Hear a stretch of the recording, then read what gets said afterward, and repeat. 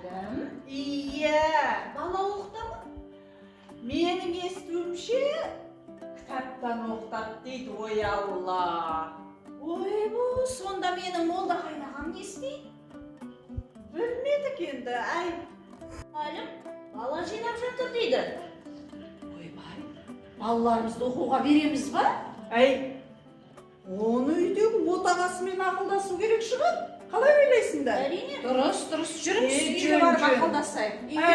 Мұғалімнің өзі де келе жатыр. Қайда кәдімгі кәреді?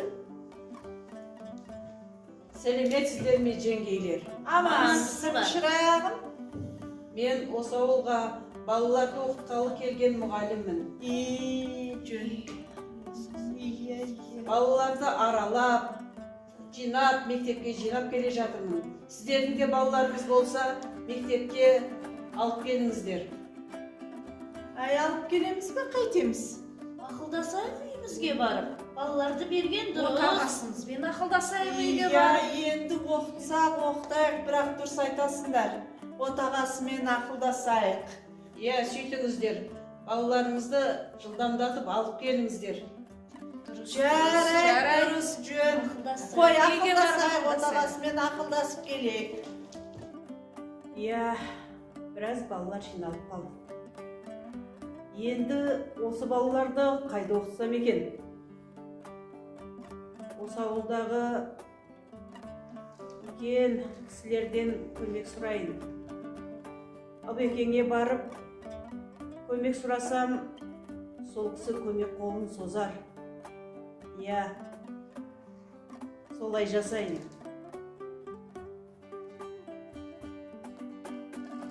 Не дейсіз енді Беке?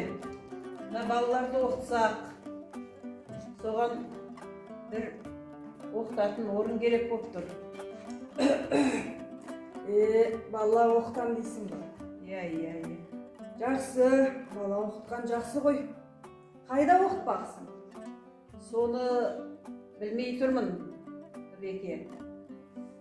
Сіз көмектессеңіз деп келіп тұрмын сізге. Әзірге менің қой қоздайтын қорам бос тұр. Алам десең, соны ала тұр. Жарай ма? Жақсы. Рахмет, жақсы. Зейіндер ашылсын.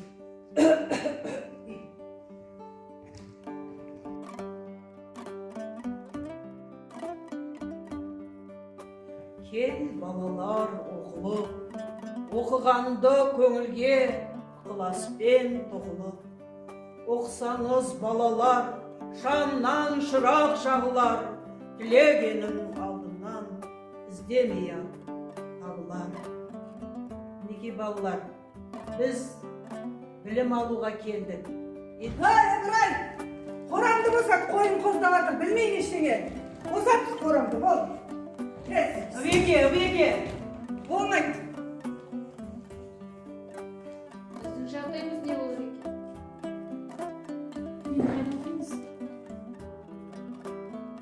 Балалар, еш ойыңдамаңдар. Біз білім аламыз, оқуымызды жалғастырамыз.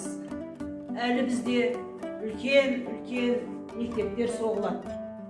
Сендерді сонда білім алатын боласыңдар.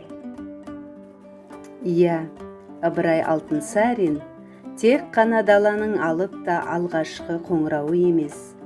Сонымен бірге алдын болжай білген, ойы озық, көкірегі көреген ұлы тұлға екенін өмір өзі дәлелдеуде.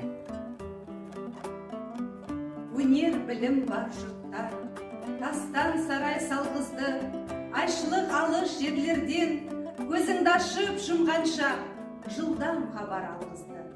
Аты жоқ қорарбаны мың шақырым жерлерден күн жарымда барғызды. Адамды құстай ұшырды, мал істейтін жұмысты отпен суға түсірді. Отынсыз тамақ пісірді, сусыздан сусын ішірді. Теңізде жүзді балықтай дүниені кезді. Алтынсариннің көзқарастарына тән нәрсе оның халықты шын сүйгендігі. Қазақ деген жасанды мінезі жоқ, қарапайым халық. Бірақ сол қарапайымдылығының өзінде оның көп жақсылығы жатыр. Өз елімізге қолдан келгенше қызмет ету біздің әрқайсымыздың борышымыз, деп айтты Ыбырай. Ыбырай Алтынсарин халықтың сүйген ұлы. Барлық қазақ жастары менің соңымда. Олар мені жақсы көреді. Мен қайтып жалғыз болайын, деген болатын. Барлық саналы ғұмырын ағарту ісіне арнаған Ыбырай қазақ елінің патша үкіметінің отарлық саясаты кезінде ұлттық санасы мен мәдениетін, ұлттық салты мен келбетін сақтап, одан әрі дамуын білімнің байланысты екенін айта кетті. Қазақ халқының өзге ұлттан кем болмауын көздеді. Соны дәріптеді. Өз халқының прогрестік жолы оқу білімде, деп білді.